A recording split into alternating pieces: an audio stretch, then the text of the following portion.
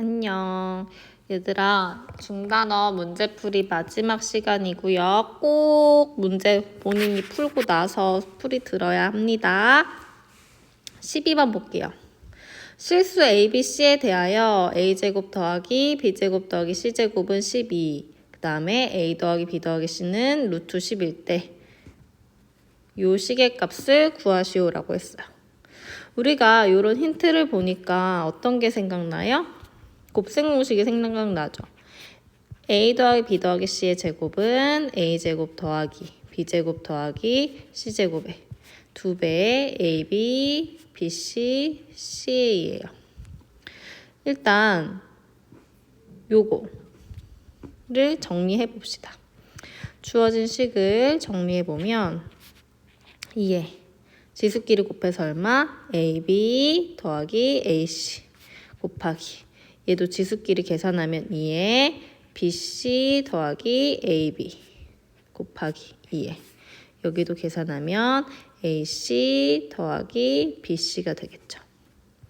밑이 같은 곱하기이기 때문에 지수끼리 더하면 2에 AB도 2개 있고 AC도 2개 있고 BC도 2개 있어요. 따라서 2배의 AB 더하기 BC 더하기 CA가 되겠죠.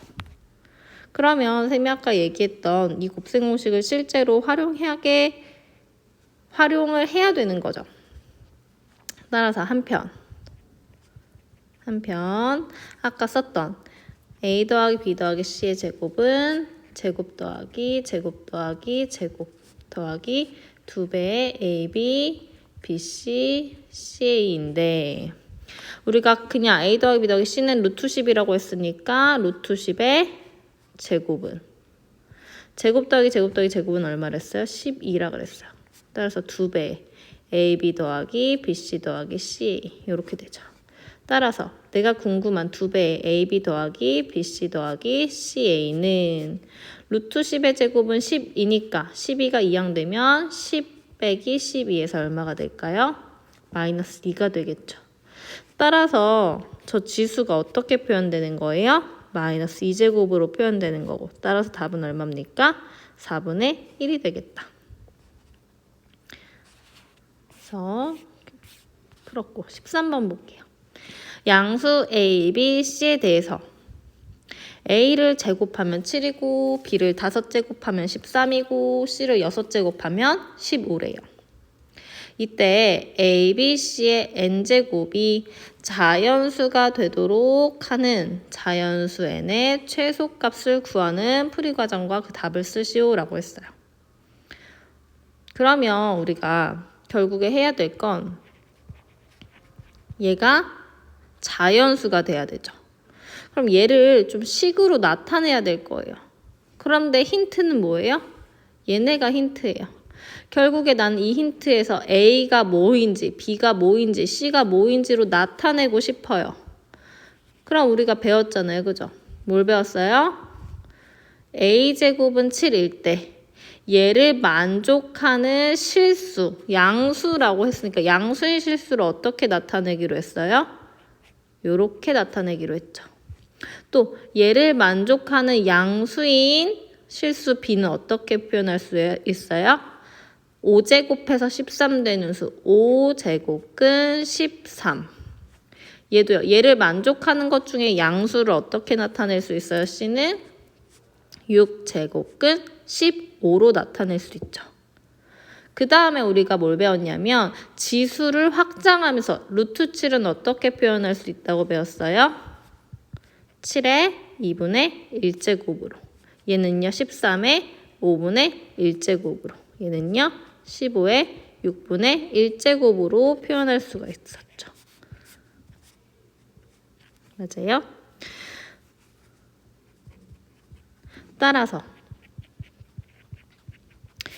A, B, C의 n제곱은 A 대신에 우리가 7의 2분의 1제곱이라고 쓸 수 있고 곱하기 B 대신에 13의 5분의 1제곱이라고 쓸 수 있고 C 대신에 15의 6분의 1제곱이라고 쓸 수 있죠. 그러면 이거 n제곱인데 얘가 자연수가 되고 싶대요. 그러면 지금 7이랑 13, 15 모두 다 서로 소적. 그러니까 결국에 얘네가 자연수가 되려면 요 n이 얘랑 곱해져서 뭐가 돼야 돼요? 자연수가 되어야지만 되고 5분의 1과 n도 곱해져서 자연수가 되고 6분의 1과 n도 곱해질 때 자연수가 되어야만 하죠. 따라서 n이 2와 5와 6에 모이면 될까요? 공배수면 되겠죠. 따라서 얘가 자연수이려면 n이 2, 5, 6의 공배수여야 하고 문제에서 n의 최소값을 물어봤으니까 2, 5, 6의 최소 공배수겠죠. 얼마의 최소 공배수? 30이다. 맞아요? 다른 수들 생각해봐요. n이 만약에 10이었다고 해봅시다. n이 10이었어요. 이렇게 하면 얘는 자연수 되겠죠? 얘는 자연수 되겠죠? 하지만 얘가 어때요? 6분의 10, 3분의 5여서 15의 3분의 5제곱은 자연수가 안 되잖아요. 그쵸? 그래서 n은 2, 5, 6의 공배수여야 하는구나. 그 다음에 14번 볼게요. 아인슈타인의 상대성 이론에 따르면 정지 상태에서 질량이 m0인 입자가 m0 밀리그램인 입자가 v m/s의 속도로 움직일 때 질량은 m 밀리그램은 되게 어렵다, 그죠? 그 질량은 이렇게 표현될 수 있다라고 했대요. 그러니까 세민도 지금 막 복잡하게 읽었잖아요. 어쨌든 나중에 이제 잘 알맞게 대입하면 되거든요. 정지 상태에서 여기 보는 거야. 정지 상태에서 질량이 m0래요. 근데 지금 정지 상태에서 질량이 12mg이래요. 그럼 어디에다가 12를 집어넣어야 돼요? m0에다가 12를 집어넣어야죠. 여기에다가 12를 대입해야 되고 지금 입자가 요 속도로 움직일 때라고 했어요. 그 뒤에 보니까 입자가 요 속도로 움직일 때라고 했으니까 얘는 어디에다 대입해야 돼요? V에다 대입해야 돼요. 그래서 요 V에 들어갈 숫자는 얘가 될 것이고 그랬을 때 질량을 구하시오라고 했어요. 질량은 어디 있어요? 여기 위에서 질량 M. 다시 말하면 요 값을 구하여라 라는 거죠. 맞아요? 그랬는데 지금 안 들어간 게 지금 C인데 C는 단 하고 있죠. C는 빛의 속도를 나타내고 얘로 계산한다. 얘가 C다라는 거죠. 다시 정리할게요. 우리 식은 M은 M0 루트 1 마이너스 C 제곱의 V 제곱인데 M의 값을 구하는 거고 M0에다는 뭘 대입해야 돼요? 12를 대입해야 돼요. V에는 뭐 대입해야 돼요? 5분의 9 곱하기 10의 8제곱을 대입해야 되고 C에는 뭘 대입해야 돼요? 3 곱하기 10의 8제곱을 대입해야 되죠. 대입하면 우리가 궁금한 M의 값이 나오게 되겠죠. 그러면 지금 밑에 너무 복잡하니까 여기 부분만 먼저 계산할 거예요. 여기 부분 먼저 계산하면 결국에 우리가 C분의 V를 알고 싶거든요. C분의 V는 어떻게 될까요? 5분의 9 곱하기 10의 8제곱 3 곱하기 10의 8제곱 10의 8제곱 이렇게 약분되면 남는 건 분자는 5분의 9 분모는 3이죠. 그럼 3은 1분의 3이라고 해서 우리 번분수 계산해 봅시다. 얘네가 곱해져서 분모로 가고 얘네가 곱해져서 분자로 가죠. 요 계산법 알아야 돼요. 따라서 얘는 약분하면 얼마예요? 3, 3은 9, 3, 5, 15분의 3. 따라서 V 나누기 C의 제곱은 25분의 9가 되겠죠. 그래서 얘네들을 대입하면 m0는 12 루트 1 마이너스 셈이 연두색으로 칠한 값은 얘랑 같아서 얼마예요?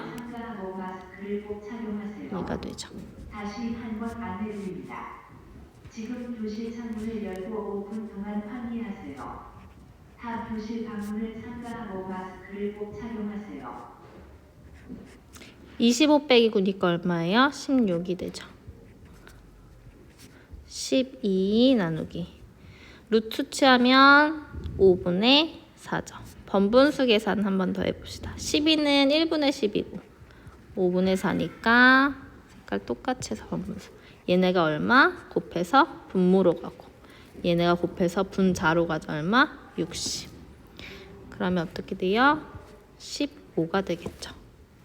잘했습니다. 그러면 또 수업이 좀 일찍 끝났으니까 한번 이 문제를 풀어봅시다.